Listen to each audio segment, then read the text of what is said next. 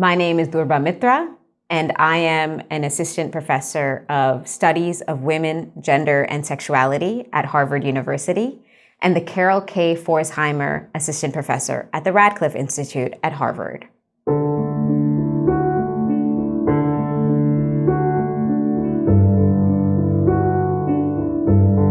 Welcome to my exp.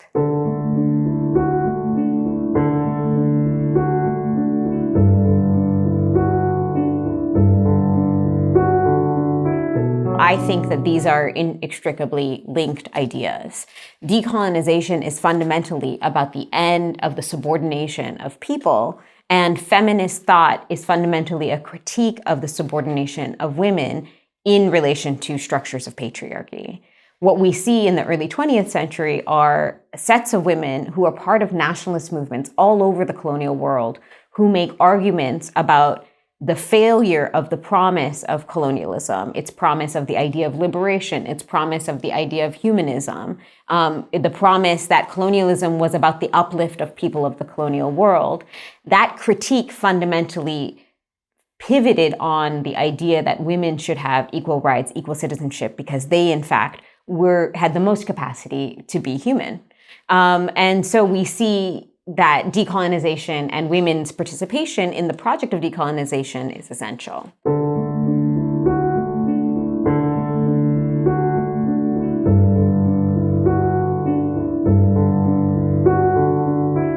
And so in some ways, we can think of the women's movement in India as responding directly to the problem of colonialism. Because when the British colonial state came to India, one of the hallmarks of what they critiqued about Indian society and the kind of idea that they used to justify the colonization of the people of South Asia was the condition and the degradation of women.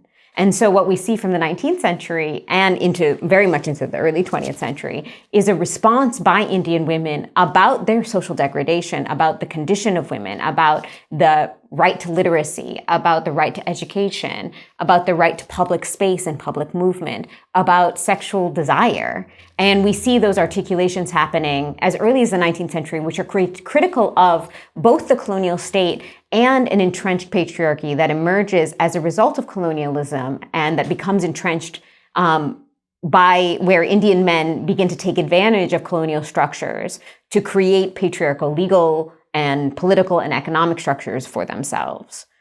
By the early 20th century, Indian women are leading political movements against patriarchal structures, things like marriage laws, things like laws that govern questions of gender violence, to make an argument for the fact that they should have rights, even if they did not have access to political and social domains.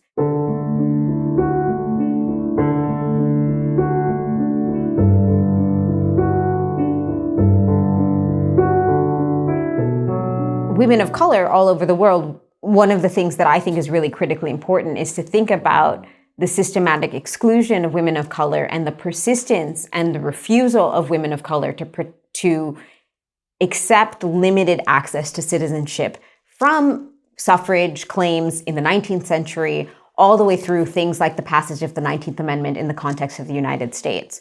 When the 19th Amendment is passed, for example, that happens in 1920, there is the Chinese Exclusion Act here in the United States. The Chinese Exclusion Act does not give rights of citizenship to anyone from Asiatic regions or many kinds of immigrants who come to the US. In fact, we see that they don't have rights until many years after the passage of the 19th Amendment. So women of color who were integral to the suffrage movement, women like Chinese Americans, women like Native women in the United States who participated fully in the suffrage movement, did not have access to the right to vote, despite the fact that there was a suffrage movement which pushed for it, and the 19th Amendment supposedly enfranchised women.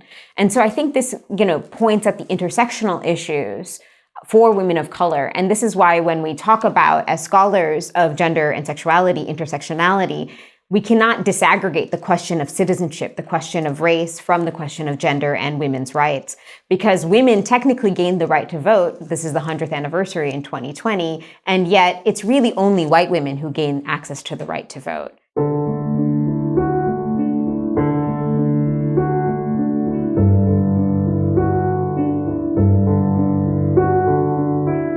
The Third World Women's Alliance was fundamentally in the 1970s about creating alliances between women who had just decolonized in the colonial and post-colonial world with women of color here in the United States, and especially immigrant women. But those coalitional politics, that imagination, this expansive imagination of women of color as a political idea, the third world woman as a political idea, those emerge in the 1960s and 70s, and in particular with things like the Combahee River Statement Collective, which creates a statement in 1977 about the unique position of women of color and Black women in articulating a politics. Those ideas are fundamental for how we can think about feminist coalitional politics today. It is feminists that are leading political movements, and it is women of color that are largely leading political movements that are still identifying problems that feminists identified in the 1970s. Problems of carcerality, problems of decolonization, problems of knowledge making. Who has the right to create knowledge, whether it's the media, whether it's scholars? What does it mean to disassemble structures of patriarchy and white supremacy in institutions? Those critiques began decades ago, and feminists continue to create those coalitional politics today.